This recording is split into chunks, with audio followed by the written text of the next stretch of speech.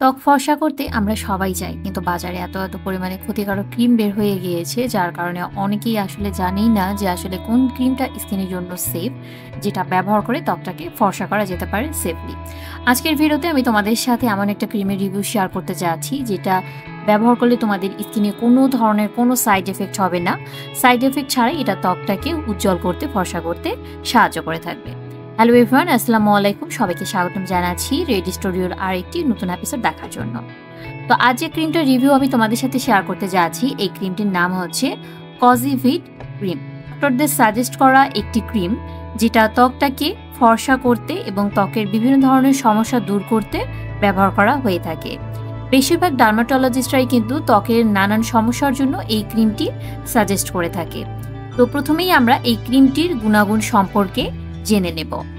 এই ক্রিমটিতে main ingredient হিসেবে ব্যবহার করা হয়েছে কজিক অ্যাসিড।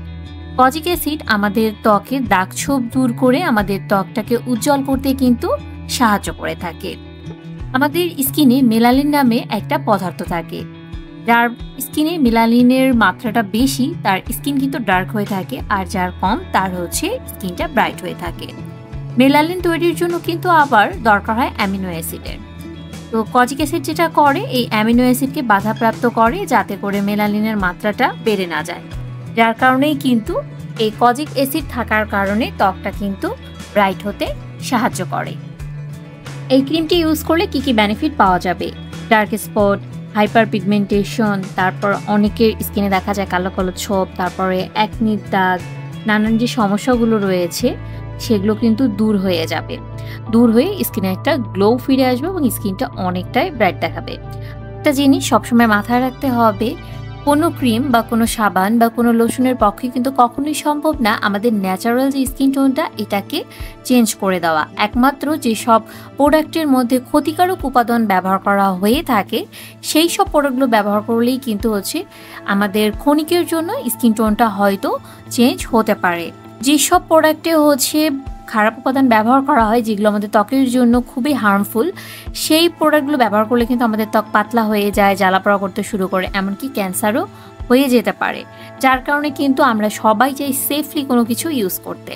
তো আমাদের স্কিন টোন যেটা আছে সেটাই থাকবে, শুধুমাত্র আমাদের স্কিনের যে প্রবলেমগুলো রয়েছে সেগুলো কিন্তু এই ক্রিমটা ইউজ করলে দূর হয়ে যাবে। বাট কেউ যদি মনে করে থাকো এটা ইউজ করলে তোমরা যেমন ক্ষতিকারক ক্রিমগুলো ব্যবহার করলে মানুষের এক দুই শেড ফর্সা হয়ে যায় তেমন হয়ে যাবে, তারা কেউ যদি এরকম একটা চিন্তা করো তাহলে একদমই ভুল করবে।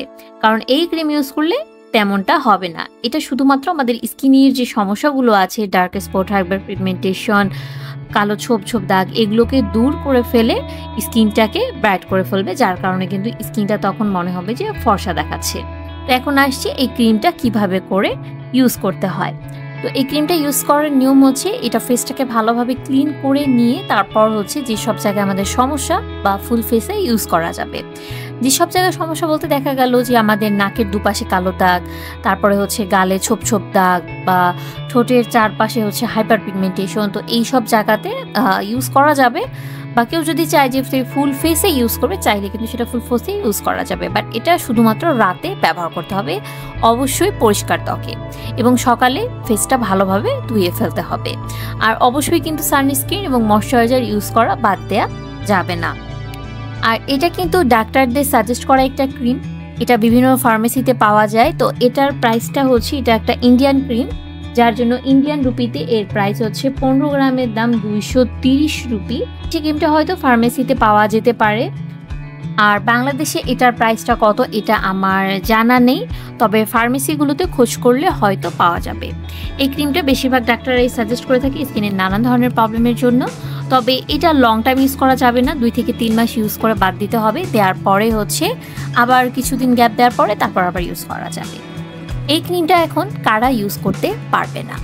যাদের সেন্সিটিভ স্কিন, অতিরিক্ত পরিমাণে সেন্সিটিভ, এবং যাদের স্কিনে বিভিন্ন হচ্ছে সমস্যা, যেমন হচ্ছে স্কিনে ঘা রয়েছে, তারপরে স্কিনে কাটা ছেঁড়া আছে, তো এই সব স্কিনে কিন্তু এই ক্রিমটা ইউজ করা যাবে না। যাদের নর্মাল স্কিন তারাই কিন্তু এই ক্রিমটা ইউজ করতে পারবে।